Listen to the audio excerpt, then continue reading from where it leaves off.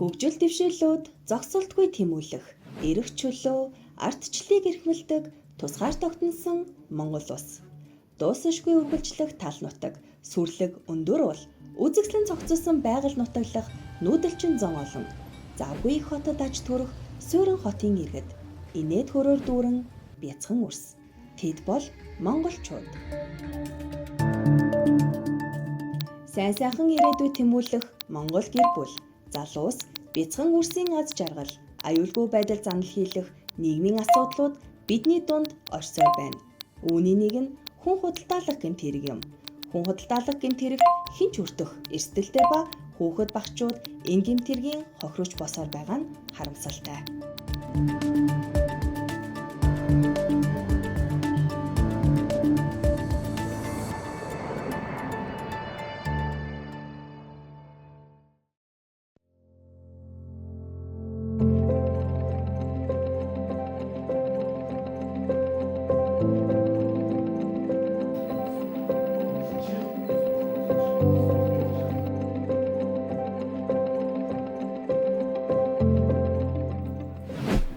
Монгол улсын засгийн газар, Америкийн нэгдсэн улсын төрийн департамент хамтран Монгол улсад хүүхдийг хүн худалдаалах гэмтэргээс урьдчилан сэргийлэх хүүхд хамгааллын компакт гэрээг 2020 оноос хэрэгжүүлж байна.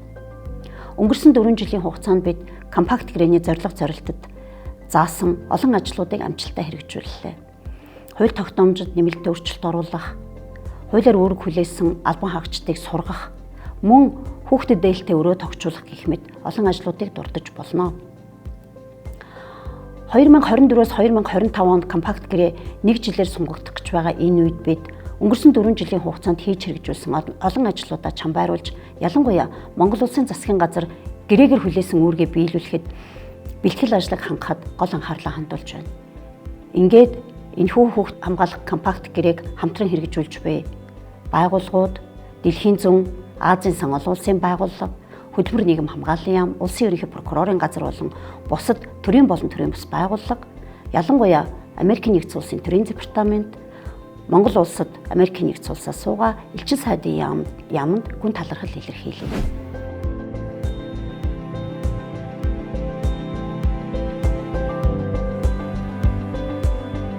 Хүүхд хамгааллын тогтолцоог бэхжүүлэх, хүүхд хамгааллын үйлчилгээний үр дүнг сайжруулах, хүүхдтэй ажилдаг нийгмийн ажил үйлчилгээг хөгжүүлэх үүднээс Хөдөлмөр нийгмийн хамгааллын яамнаас хүүхд хамгааллын тухай хуулийн шинжилсэн найруулгыг Улсын их хурлын 24 оны 1 сарын 17-ны өдөр эцэслэн батлуулсан. Энэхүү хуулийг дагалдаж 14 хуульд нэмэлт өөрчлөлт орсны нэг нь хүн худалдаалахтай тэмцэх тухай хууль. Хүн худалдаалахтай тэмцэх тухай хуульд хүүхдийг хүн худалдаалах гэмтэргээс хамгаалах салбар дандын мэргэжлийн баг ажилдаг байх хүүхэд хамгааллын үйлчилгээг тусгайлсан стандарт дүрм журмын дагуу үйлчилгээ үзүүлдэг эрх зүйн зохицуултыг бас бүрдүүлсэн. Юмаа шийдмээр санагддаг, боогддог. Энийг харахаар төслийн хүрээнд бид хүн худалдаалах гэмтэргийн хохирогч хүүхэдтэй ажиллахад онцлог хэрэгцээ шаардлага үйлчилгээг урт хугацаанд үзүүлэх шаардлагатай байдаг. Энэхүү шаардлагын үүднээс сэтгцийн гэмтэлд суурилсан нийгмийн ажил үйлчилгээ хөгжүүлэх ажлуудыг хийж байна.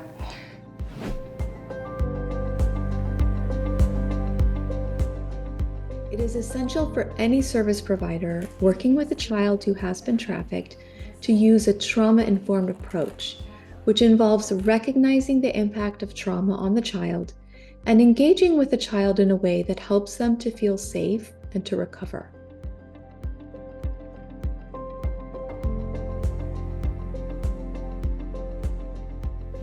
Хэрэг хэн шийдвэрлэх ажиллагаанд хүүхэд оролцох, ялангуяа мэдүүлэг өгөх, хүүхэд болсон явдлаа дахин ярих энэ үед хохирогч хүүхдийн сэтгцийн гэмтэл дахин сэтрэх юм эрсдэлтэй байдаг. Мөн хүүхдүүд цагдаагийн байгууллагад орох үедээ айж мэгдэх, сандрах, улмаар мэдүүлэг өгөхдөө буруу зүрх мэдээлэл өгөх зэрэг эрсдлүүд байдаг байсан. Иймээс бид нар цагдаагийн 5 байгууллагад хүүхдэд ээлтэй өрөө тогтжуулж, мөн энэ өрөөг хэрхэн ашиглах талаар зөвлөмж боловсруулж цагдаагийн байгууллагуудад сургалт зохион байгуулсан байгаа. Мөн хохирогчид үзүүлэх үйлчилгээг илүү сэтгцийн гэмтэл суурилсан цогц үйлчилгээ үзүүлдэг байх чиглэлээр төрийн болон төрийн бус байгууллагуудын уялдаа холбоог хангах, тэднийг чадахжуулахад анхааран үйл ажиллагаагаа явуулж байна.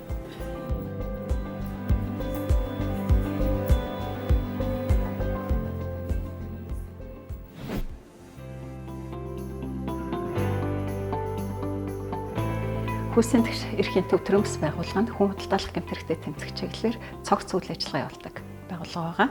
За бид нар хүн худалдаалах гэмтэргээс өршин сэргийлэх, хохирогчийг хамгаалах энэ чиглэлээр хууль эрх зүй бодлогын нөлөөлөл хийх чиглэлээр үйл ажиллагаа явуулдаг. За өнөөдрийн манайх Улаанбаатар хот болон замын өвдөд хүн худалдаалах гэмтэргийн хохирогчдыг хамгаалах 2 байрыг ажиллаулдаг.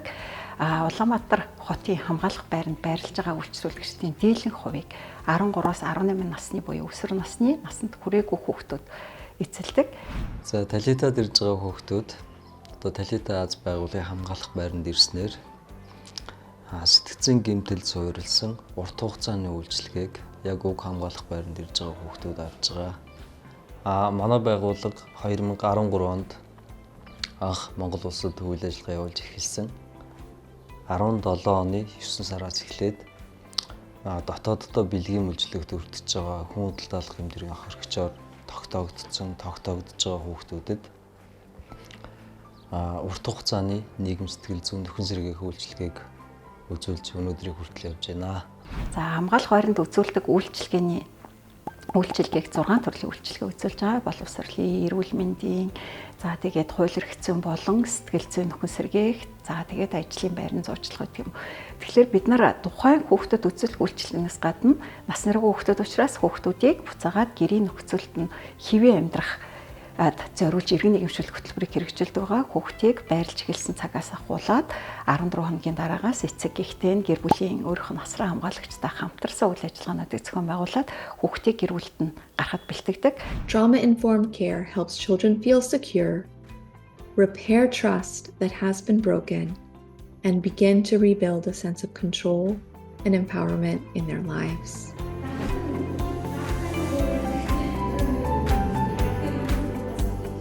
Төсөл нь хүн худалдаалах гэмтэрэгт хүүхэд өртгөхөөс урьдчилан сэргийлэх чиглэлд олон нийтэд чиглэсэн кампанит ажлууд, сургуулиудад суурилсан хөтөлбөрүүд, одоо олон нийт өрх гэр бүлүүдэд чиглэсэн сайн дурынхнаар дамжуулсан мэдээлэл түгээх зэрэг олон төрлийн үйл ажиллагааг зохион байгуулж байгаа. Мөн одоо бид нар хүн худалдаалах гэмтэрэгт өртсөн хүүхдийг таньж илрүүлэх чиглэлээр хил дээрх дамжин өнгөрөх ажиглалт гэсэн энэ үйл ажиллагааг бас туршин хэрэгжүүлж байна. Бид мэрэгчлэтнүүдийг чадахжуулах чиглэлд тодорхой гарын авлага гаргах, боловсруулах, түгээх, сургалт зохион байгуулахад олон улсын болоод үндэсний зөвлөлтүүдтэйгээ хамтран ажиллаж байна. Мөн одоо хохирогч хүүхдийн мэдээллийн нэгдсэн санг бий болгох, хөгжүүлэх чиглэлд бас төрийн тодорхой байгууллагуудтай хамтран ажиллаж байгаа. Хүүхд хамгааллын компакт төслийг хэрэгжүүлэхэд дэлхийн зүүн олон улсын байгууллагад дэмжлэг үзүүлэн хамтран ажиллаж байгаа донор болоод хамтран ажиллагч төрийн болон төрийн бус байгууллагуудын төлөөллүүдэд баярлж талархснаа илэрхийлье.